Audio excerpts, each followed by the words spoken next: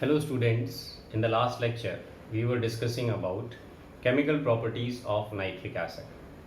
We discussed the oxidizing action of nitric acid on nonmetals and on compounds. Today in this lecture we are going to discuss oxidizing action of nitric acid on metals. So in order to study this topic is divided into these three categories. Metals जो है इनको हमने तीन categories में classify कर रखा है. सबसे पहली कैटेगरी है मेटल्स प्लेस्ड अबाव हाइड्रोजन, जिनको हम क्या कहते हैं, active metals.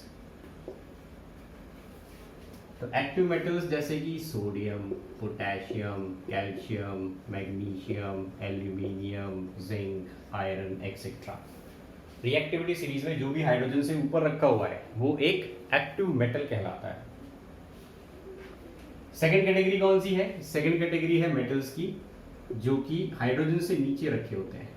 Metals placed below hydrogen in the reactivity series, जिसको हम बोलते हैं they are less reactive metals. Example is copper and mercury. और तीसरी कैटेगरी है हमारे पास नोबल मेटल्स की, जैसे कि गोल्ड और प्लैटिनम. तो ये तीन कैटेगरी बना रखी हैं हमने मेटल्स की, और अब हम इनके साथ जो है वो नाइट्रिक एसिड के रिएक्शन को स्टडी करने वाले हैं वन बाय वन. सबसे पहले हम स्टडी करते हैं reaction of nitric acid with metals which are placed above hydrogen. Active metal किसको बोला जाता है बच्चों? Active metal, the metal which react with acid and produce hydrogen gas, they are called active metals. लेकिन एक बात याद रखना, रिएक्शन ऑफ मेटल्स, कौन से मेटल्स है यहाँ पर? Active metals with HNO3. क्या बात याद रखनी है हमें? नाइट्रिक एसिड जो है वो एक स्ट्रॉन्ग ऑक्सीडाइजिंग एजेंट है. तो नाइट्रिक एसिड मेटल्स के साथ रिएक्ट करके हाइड्रोजन गैस प्रोड्यूस नहीं करता. ये नाइट्रिक एसिड हाइड्रोजन गैस को ऑक्सीडाइज करके वाटर बना देता है. तो nitric acid it do not react with metals to produce hydrogen gas, बल्कि ये उस हाइड्रोजन गैस को ऑक्सीडाइज करके क्या कर देता है? वाटर बना देता है. तो यहां पर हम सबसे पहले लिखते हैं active metals such as sodium, potassium, calcium, magnesium, etc. react with nitric acid to produce, क्या बनाएंगे? मेटल नाइट्रेट, सॉल्ट बनेगा एक तो, एंड नेसेंट हाइड्रोजन. तो मेटल रिएक्ट करेगा नाइट्रिक एसिड के साथ और क्या बनाएगा? मेटल नाइट्रेट बनाएगा प्लस हाइड्रोजन, नेसेंट हाइड्रोजन जो है वो प्रोड्यूस करेगा पहले स्टेप में. दूसरे स्टेप में क्या होता है? दूसरे स्टेप में ये जो नेसेंट हाइड्रोजन बन रही है इस रिएक्शन के अंदर, ये नेसेंट हाइड्रोजन जो है वो ऑक्सीडाइज हो जाती है वाटर में, और नाइट्रिक एसिड जो है वो खुद रिड्यूस हो जाएगा किसी दूसरे फॉर्म में. तो देखो यहाँ पर लिखते हैं सेकेंड स्टेप. सेकेंड स्टेप में हम लिखेंगे the nascent hydrogen produced is oxidised, the nascent hydrogen produced is oxidised to water and HNO3 gets reduced. तो भाई HNO3 इसको ऑक्सीडाइज करेगा तो खुद रिड्यूस होगा. खुद किस चीज में रिड्यूस होता है? Reduced to. हो सकता है HNO3 रिड्यूस हो जाए और NO2 बना ले, या फिर हो सकता है ये रिड्यूस होके NO बना ले, या फिर हो सकता है NH3 बना ले, या फिर हो सकता है अमोनियम नाइट्रेट बना ले, या फिर हो सकता है ये रिड्यूस होके डाई नाइट्रोजन ऑक्साइड बना ले। तो नाइट्रिक एसिड रिड्यूस होके क्या बनाएगा, इतने सारे ऑप्शंस हमारे पास अवेलेबल हैं। हो सकता है नाइट्रिक एसिड रिड्यूस होके NO2 बना ले, या फिर NO बना ले, या NH3। तो सेकंड स्टेप को अगर मैं लिखूं तो इस तरीके से लिख सकते हैं सेकंड स्टेप को, this nascent hydrogen it reacts HNO3, इसके साथ रिएक्ट करती है नेसेंट हाइड्रोजन और क्या बनाती है, वाटर। 2 हाइड्रोजन थे, वाटर में चले गए, 1 ऑक्सीजन चली गई, प्लस बचा क्या बचेगा वो डिपेंड करता है, इनमें से कोई भी हो सकता है। X जो है वो क्या हो सकता है, NO2 हो सकता है, NO हो सकता है, NH3 हो सकता है, NH4 NO3 हो सकता है, या फिर N2O हो सकता है। तो इनमें से क्या होगा, X की वैल्यू जो है वो क्या आएगी, वो डिपेंड करता है इन 3 फैक्टर्स के ऊपर। ठीक है, तो हाइड्रोजन को तो इसने क्या कर दिया, ऑक्सीडाइज कर दिया, इसको तो इसने ऑक्सीडाइज कर दिया, और खुद क्या हो रहा है, रिड्यूस हो रहा है। तो रिड्यूस होने के कितने ऑप्शंस हैं इसके पास, इतने सारे ऑप्शंस हैं। अगर ये रिड्यूस होगा तो ये इनमें से कोई भी एक चीज बना सकता है। तो HNO3 the product formed by reduction of HNO3 depends on, ये इन 3 फैक्टर्स पे डिपेंड करता है। सबसे पहला फैक्टर है नेचर ऑफ मेटल, मेटल की नेचर कैसी है। दूसरा फैक्टर है कंसंट्रेटेड ऑफ नाइट्रिक एसिड, कितनी कंसंट्रेशन है नाइट्रिक एसिड की। और तीसरा फैक्टर है टेम्परेचर, टेम्परेचर कितना है रिएक्शन का।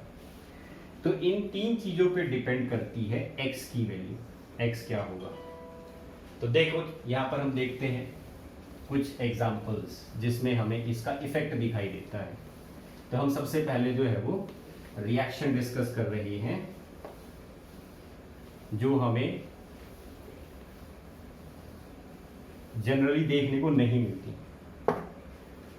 सबसे पहला एग्जाम्पल, ध्यान रखना ये एग्जाम्पल एक्सेप्शन है।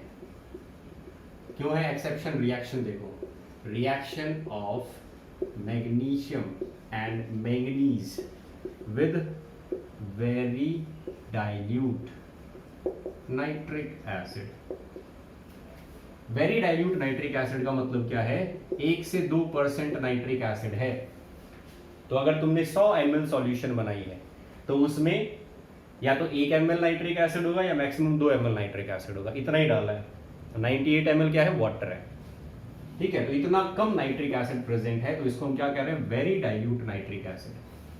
मैग्नीशियम को अगर मैं वेरी डाइल्यूट नाइट्रिक एसिड में डालता हूं तो मैग्नीशियम मुझे एक ऐसी रिएक्शन शो करता है जो देखने को नहीं मिलती। और वो क्या है रिएक्शन, ये नाइट्रिक एसिड के सामने तुमने हाइड्रोजन गैस बनवा दी जो नाइट्रिक एसिड कभी होने नहीं देता। ठीक है, ऐसे ही मैंगनीज की रिएक्शन करा रहे हो नाइट्रिक एसिड के साथ, और नाइट्रिक एसिड कैसा लिया है, वेरी डाइल्यूट। तो ये भी क्या बना लेता है, MnNO3 whole twice plus H2 gas. ये एग्जाम्पल 10th क्लास में पढ़ाए जाते हैं। नाइट्रिक एसिड की जब हम रिएक्शंस करवाते हैं मेटल्स के साथ, तो आपने 10th क्लास में चैप्टर पढ़ा था मेटल्स एंड नॉन मेटल्स, वहां पर हम केमिकल प्रॉपर्टीज पढ़ते हैं। तो लिखते हैं कि भाई मेटल्स जो है वो एसिड के साथ रिएक्ट करके क्या बनाते हैं, हाइड्रोजन गैस। लेकिन नाइट्रिक एसिड के साथ जनरली मेटल्स रिएक्ट नहीं करते, हाइड्रोजन गैस नहीं बनाते, कुछ और बनाते हैं। लेकिन ये एग्जाम्पल जो है वो वहां पर भी आता था एक्सेप्शन में। 2 ऐसे मेटल्स हैं मैग्नीशियम और मैंगनीज जो नाइट्रिक एसिड के साथ भी हाइड्रोजन गैस बना सकते हैं। कब, जब नाइट्रिक एसिड क्या हो, वेरी डाइल्यूट लिया गया। तो ये पॉसिबल कैसे हो पाया, तो देखो इस कंडीशन को, पहला स्टेप वही है जो हमने अभी थोड़ी देर पहले लिखा था। कोई भी मेटल हो नाइट्रिक एसिड के साथ रिएक्ट करके क्या करेगा, मैं इसको आपको बता रहा हूं। स्टेप फर्स्ट जो है वो सेम रहता है मैग्नीशियम जो है वो नाइट्रिक एसिड के साथ रिएक्ट करता है और क्या बनाता है, magnesium nitrate plus 2 nascent hydrogen. लेकिन इस नेसेंट हाइड्रोजन को ऑक्सीडाइज करने के लिए नाइट्रिक एसिड बचा ही नहीं, तुमने इतना कम लिया था कि वो सारा का सारा यहीं कंज्यूम हो गया। तो ये जब बचा नहीं तो इसको ऑक्सीडाइज करने के लिए कुछ है नहीं, तो ये नेसेंट हाइड्रोजन किस में कन्वर्ट हो जाती है, H2 गैस में। तो स्टेप 2 जो है तुम्हारा, वो स्टेप 2 इस तरीके से हो रहा है, क्योंकि हाइड्रोजन, नेसेंट हाइड्रोजन को ऑक्सीडाइज करने के लिए हमारे पास डाइल्यूट नाइट्रिक एसिड जो है वो बचा ही नहीं, इतना कम डाला था कि वो मेटल के साथ रिएक्ट करने में ही कंज्यूम हो गया। तो यहां पर आप लिख लेना रीजन क्या है, because HNO3 is present in very less amount, so nascent hydrogen is not oxidized। तो इस वजह से यहाँ पर हाइड्रोजन गैस प्रोड्यूस होती हुई हमें दिखाई देती है। ठीक है, तो ये इफेक्ट हमें क्या देखने को मिला, जब कंसंट्रेशन हमने बहुत कम रखी, नाइट्रिक एसिड की जब कंसंट्रेशन बहुत कम थी, तो इफेक्ट ऑफ कंसंट्रेशन देखने को मिल रहा है। कंसंट्रेशन कम रखी तो 2 ऐसे मेटल्स निकल आए जो नाइट्रिक एसिड के साथ भी हाइड्रोजन गैस बना के दिखा रहे हैं। चलो एक और एग्जांपल देखते हैं, कंसंट्रेशन को बढ़ा देते हैं। तो reaction with cold dilute nitric acid, देखो इस रिएक्शन को, जिंक मेटल है, अगर मैं नाइट्रिक एसिड में डालूं, और नाइट्रिक एसिड कैसा है, डाइल्यूट, तो क्या करता है ये जिंक मेटल इसके साथ रिएक्ट करके बनाएगा zinc nitrate plus 2 nascent hydrogen. तो पहला स्टेप जो वही है जो हमने एक्सपेक्ट किया था। ये जो 2 नेसेंट हाइड्रोजन प्रोड्यूस हुई है, इस नेसेंट हाइड्रोजन को क्या करता है, नाइट्रिक एसिड जो है वो बना देता है अमोनिया प्लस वाटर। तो इसको तो कर दिया ऑक्सीडाइज और खुद हो गया रिड्यूस। ठीक है, तो नाइट्रिक एसिड रिड्यूस होके अमोनिया बना रहा है और इसको रिड्यूस ऑक्सीडाइज करके क्या बना दिया, वाटर। इसको हम बैलेंस करते हैं, बैलेंस करने के लिए यहाँ पर क्या आ जाएगा 8, 8 हाइड्रोजन है, एक ये 9 हाइड्रोजन, टोटल ये दोनों 6 और 3 9 हाइड्रोजन। तो ये हो गया रिएक्शन। तो भाई 8 हाइड्रोजन अगर यहाँ पर चाहिए तो यहाँ पर भी कितनी होनी चाहिए, 8 होनी चाहिए, तो इसको 4 से मल्टीप्लाई कर दो, 4Zn plus 8HNO3, 4Zn plus 8H, दोनों रिएक्शंस को ऐड कर दो, हाइड्रोजन से हाइड्रोजन कैंसिल, क्या बन गया 4Zn प्लस, अच्छा भाई एक स्टेप जो है वो और आएगा, अभी एक स्टेप भूल गए। ये जो अमोनिया यहाँ पर प्रोड्यूस हुई है, ये अमोनिया क्या करती है, नाइट्रिक एसिड के अंदर डिसॉल्व हो जाती है। क्यों, क्योंकि ये एक बेस है, ये एसिड था, और ये क्या बना देता है, अमोनियम नाइट्रेट। अब ऐड करो इन रिएक्शंस को। ठीक है, तो अमोनिया गैस नाइट्रिक एसिड जो हमने यहाँ पर ले रखा है, डाइल्यूट नाइट्रिक एसिड, इसके अंदर डिसॉल्व हो जाती है और क्या बना लेती है, अमोनियम नाइट्रेट। तो अब अगर इनको ऐड करते हैं तो क्या हो जाएगा, 4Zn प्लस 8 9 10 10HNO3, क्या बन जाएगा 4ZnNO3 whole twice plus 3H2O plus ammonium nitrate. तो नाइट्रिक एसिड जो है वो किस में रिड्यूस हुआ, अमोनियम नाइट्रेट में, और नेसेंट हाइड्रोजन को इसने क्या कर दिया, ऑक्सीडाइज करके वाटर बना दिया। So this is the reaction of zinc with cold dilute nitric acid. अगर मैं इसी रिएक्शन का टेम्परेचर इंक्रीज कर दूं तो क्या होगा, तो क्या इफेक्ट पड़ेगा। तो देखो बच्चों, ये जो अमोनियम नाइट्रेट यहाँ पर बना है, ये कैसा होता है, ये एक थर्मली अनस्टेबल मॉलिक्यूल होता है, इट इज थर्मली अनस्टेबल। तो अगर मैं इसको हीट कर रहा हूं, यहाँ पर हॉट कंडीशंस अगर मैंने ली है, तो ये अमोनियम नाइट्रेट जो है वो क्या हो जाता है, डीकम्पोज हो जाता है, और डीकम्पोज होके क्या बना लेगा, H2O प्लस N2O। इसको बैलेंस कर लो तो 2H2O ये हो गया। तो ये 4 रिएक्शंस हो गई। अब इन चारों रिएक्शंस को ऐड करते हैं तो ये और कैंसिल हो जाएगा, ये कैंसिल होने के बाद क्या बच गया 4Zn, 1 2 और 8 10 10HNO3। क्या बन गया इससे 4ZnNO3 होल ट्वाइस प्लस 3 और 2 5 5 वाटर के मॉलिक्यूल प्लस N2O। तो ये रिएक्शन हो जाती है reaction with hot dilute nitric acid. तो हमने टेम्परेचर को जब बढ़ाया तो हमारा प्रोडक्ट चेंज हो गया, अमोनियम नाइट्रेट से क्या बन गया N2O। तो यहां पर हमें टेम्परेचर का इफेक्ट दिखाई दे रहा है, जो कि हमारा थर्ड फैक्टर था जो डिटरमाइन करता है कि नाइट्रिक एसिड किस चीज में रिड्यूस होगा। तो ये हो जाती है reaction with hot dilute nitric acid.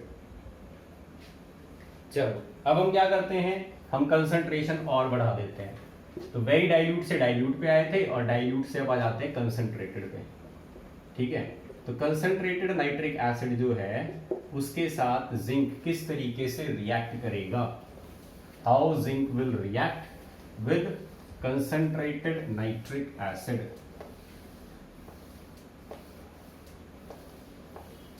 Zinc कैसे रिएक्ट करता है कंसंट्रेटेड नाइट्रिक एसिड के साथ। तो देखो बच्चों, जिंक जो है नाइट्रिक एसिड के साथ पहला स्टेप जो है वो उसी तरीके से दिखाएगा ZnNO3 whole twice plus 2 nascent hydrogen. अब नाइट्रिक एसिड क्या करता है, नाइट्रिक एसिड कंसंट्रेटेड जब आप लेते हो तो ये इस नेसेंट हाइड्रोजन को ऑक्सीडाइज करके बनाता है NO2। NO2 गैस बनाएगा नाइट्रिक एसिड इस हाइड्रोजन को ऑक्सीडाइज करने के बाद। अब इन दोनों रिएक्शंस को बैलेंस करने के लिए हम 2 से मल्टीप्लाई कर देते हैं।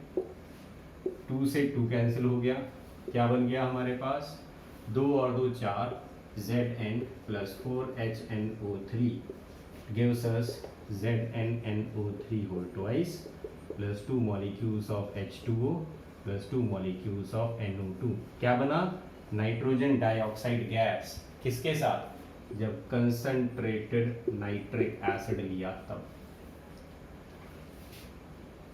तो धीरे धीरे हमारा प्रोडक्ट जो है वो क्या होता जा रहा है, चेंज होता जा रहा है। वेरी डाइल्यूट में हाइड्रोजन बन रही थी, फिर डाइल्यूट जब हमने लिया तो जब कोल्ड कंडीशन थी तो अमोनियम नाइट्रेट बन रहा था, गर्म कर दिया तो उससे N2O बन गई, जब हमने कंसंट्रेटेड कर दिया तो उससे NO2 मिल रही है।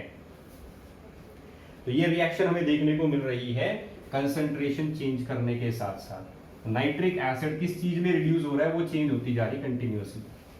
ठीक है, तो इस तरीके से आप नाइट्रिक एसिड जो है उसकी रिएक्शन कंसंट्रेशन चेंज करते करते एक्सप्लेन कर सकते हो।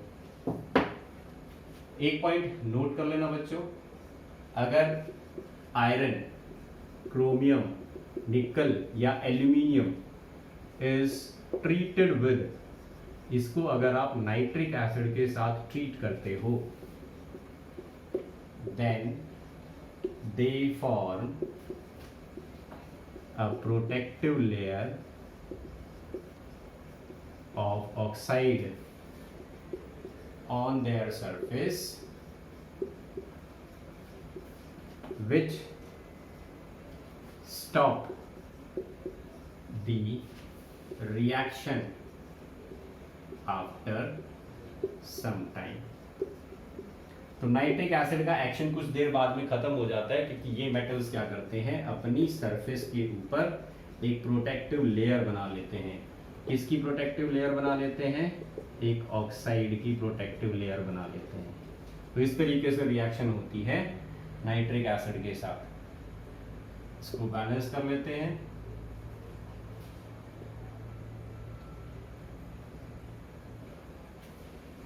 Fe3O4, हाइड्रोजन कितनी आ जाएंगी 4। ये रिएक्शन हो गई हमारी balanced, 4 4 8 16 8 24। So this is the reaction. इसमें ये जो ऑक्साइड बना है ये प्रोटेक्टिव लेयर का काम करता है आयरन की सरफेस के ऊपर, और फर्दर रिएक्शन नहीं होने देता नाइट्रिक एसिड के साथ आयरन की। तो ये हो गई एक्टिव मेटल्स के साथ रिएक्शन नाइट्रिक एसिड की। चलो अब चलते हैं दूसरी कैटेगरी पे, जो लेस रिएक्टिव मेटल है वो किस तरीके से रिएक्ट करते हैं। ठीक है, लेस रिएक्टिव मेटल्स जो है वो किस तरीके से रिएक्ट करेंगे नाइट्रिक एसिड के साथ। तो second category, reaction of less reactive metal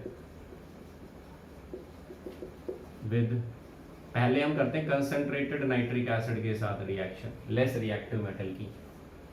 तो देखो बच्चों, लेस रिएक्टिव मेटल्स जो होते हैं ये किसी भी एसिड के साथ डायरेक्टली रिएक्ट नहीं करते। ठीक है, तो इनडायरेक्ट रिएक्शन होती है इनकी। तो हम एग्जांपल ले रहे हैं कॉपर का। कॉपर को हमने क्या किया, कॉपर को हमने डाला नाइट्रिक एसिड में। तो देखो ये किस तरीके से रिएक्ट करेगा। पहला स्टेप क्या होता है, कॉपर कभी भी डायरेक्टली नाइट्रिक एसिड के साथ रिएक्ट नहीं करता। नाइट्रिक एसिड कैसा लिया है हमने, कंसंट्रेटेड। कल रिएक्शन आपको बताई थी, नाइट्रिक एसिड जब डिकम्पोज होता है तो क्या बनाता है, ये बनाता है NO2 प्लस नेसेंट ऑक्सीजन। ठीक है, तो कंसंट्रेटेड स्टेट में है तो ये बनाएगा। इसको बैलेंस कर लो, ये हो गई बैलेंस। 2 3 4, 3 2 6, हाइड्रोजन 2 दूनी 4 और 2 6। ठीक है, तो कंसंट्रेटेड नाइट्रिक एसिड इस तरीके से डिकम्पोज होता है और एक नेसेंट ऑक्सीजन बनाता है। ये नेसेंट ऑक्सीजन जो है वो कॉपर के साथ रिएक्ट करके क्या बनाती है, इसका कॉपर ऑक्साइड बना देती है। कॉपर ऑक्साइड क्या बन गया, एक मेटल ऑक्साइड। मेटल ऑक्साइड कैसे होते हैं, बेसिक होते हैं। तो बेस क्या करेगा, एसिड के साथ रिएक्ट करेगा, रिएक्ट करके क्या बनाएगा, सॉल्ट बना लेगा अपना और साथ में बना देगा वाटर। वही 2 लेने पड़ेंगे फिर। ये हो गई रिएक्शन। अब इन रिएक्शंस को ऐड कर दो, ऐड करोगे तो क्या आएगा, इससे ये कैंसिल, इससे ये कैंसिल, बाकी सबको ऐड कर देते हैं। क्या बन गया, Cu प्लस 2 और 2 4, 4HNO3।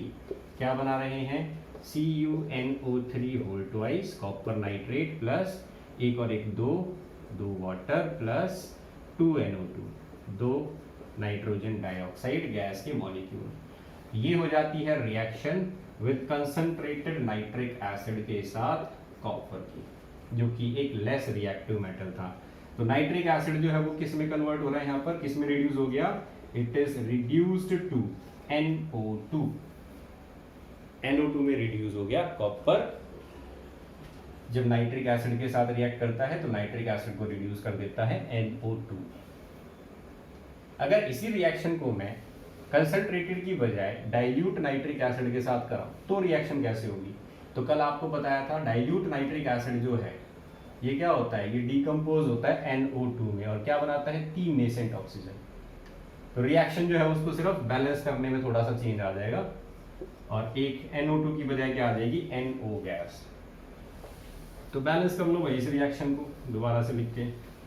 तो पहली रिएक्शन में चेंज आता है, बाकी दोनों स्टेप्स जो है वो सेम रहते हैं। जो नेसेंट ऑक्सीजन बन रही है ये कॉपर के साथ कंबाइन करके क्या बनाएगी, कॉपर ऑक्साइड। ठीक है, CuO बनेगा।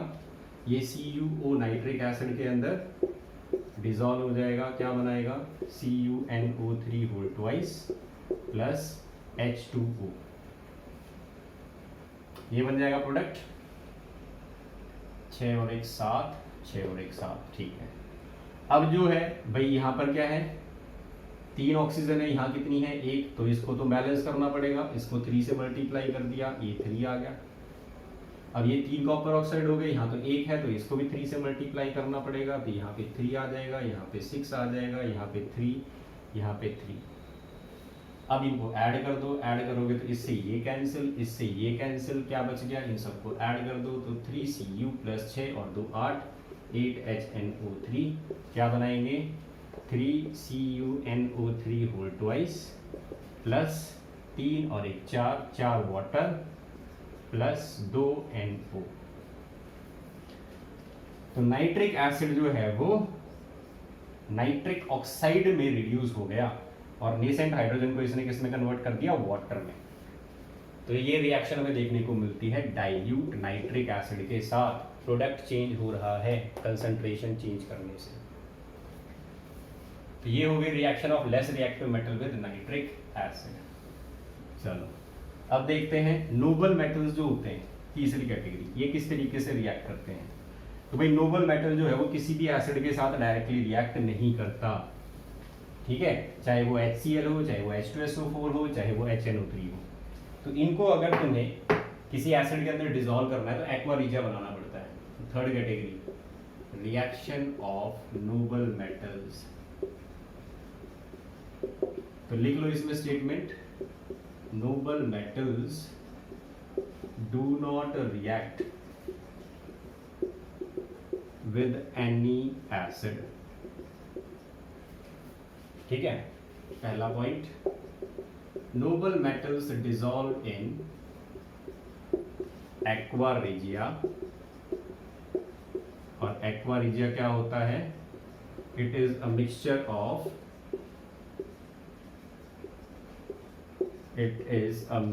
Of three part HCl, one part HNO3। इन दो एसिड्स का मिक्सचर होता है एक्वा रिजिया। अब देखो ये मिक्सचर जो है वो किस तरीके से डिसॉल्व करता है नोबल मेटल्स को। तो सबसे पहले तो ये मिक्सचर जो है वो क्या करता है, ये बनाता है nitrogen oxychloride NOCl plus H2O plus nascent chlorine. कितनी नेसेंट क्लोरीन बनाएगा? 2। हाइड्रोजन कितनी हो जाएंगी? 2H2O, 4। ये होगी रिएक्शन। तो इसमें क्या बन रहा है? नेसेंट क्लोरीन या फिर एटॉमिक क्लोरीन। ये एटॉमिक क्लोरीन जो है ये क्या करती है, ये ऑक्सीडाइज कर देती है नोबल मेटल्स को और उनका बना देती है क्लोराइड। तो second statement, this nascent chlorine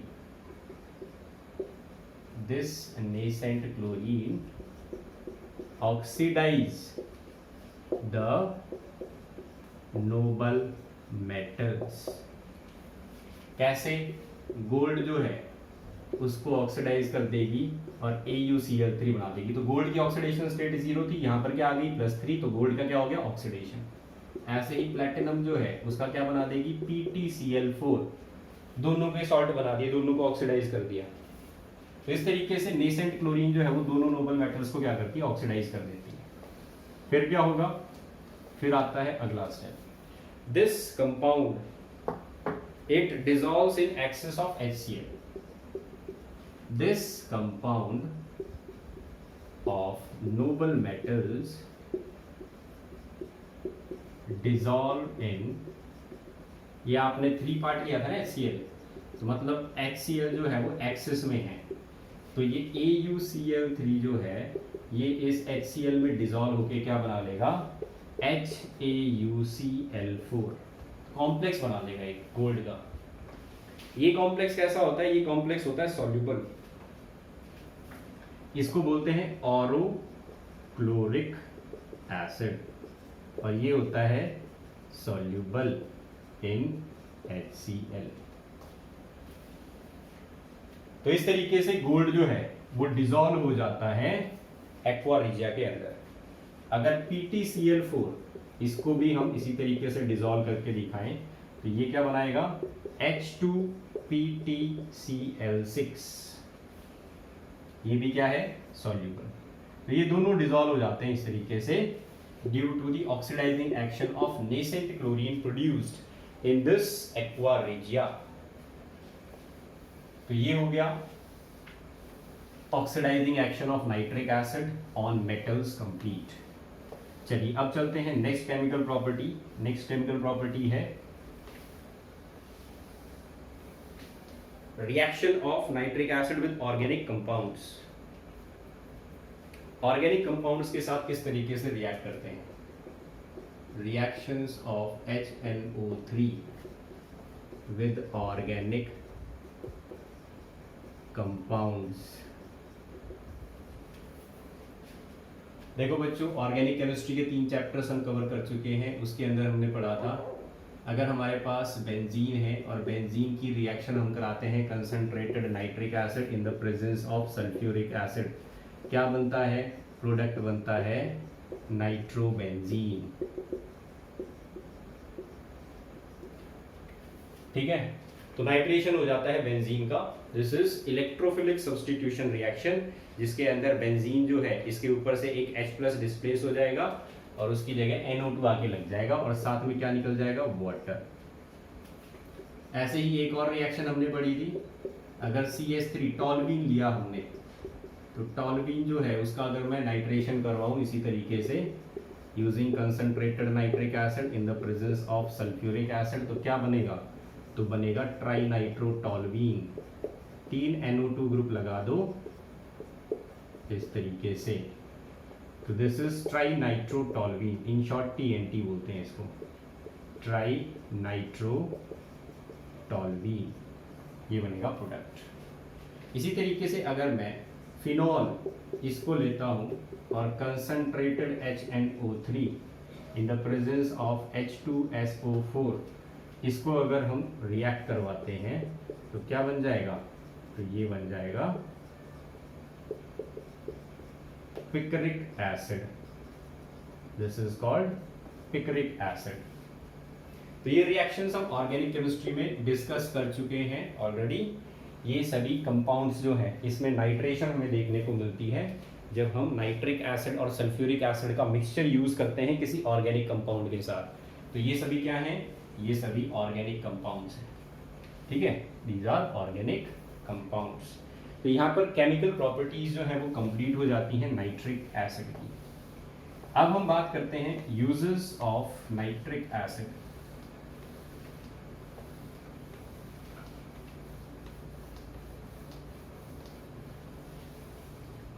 nitric acid के यूजेस क्या क्या हैं, तो देखो बच्चों, एक तो मैंने अभी आपको बताया TNT, ट्राइनाइट्रोटॉल्यूइन, ठीक है, uses of HNO3 used for preparation of ट्राइनाइट्रोटॉल्यूइन।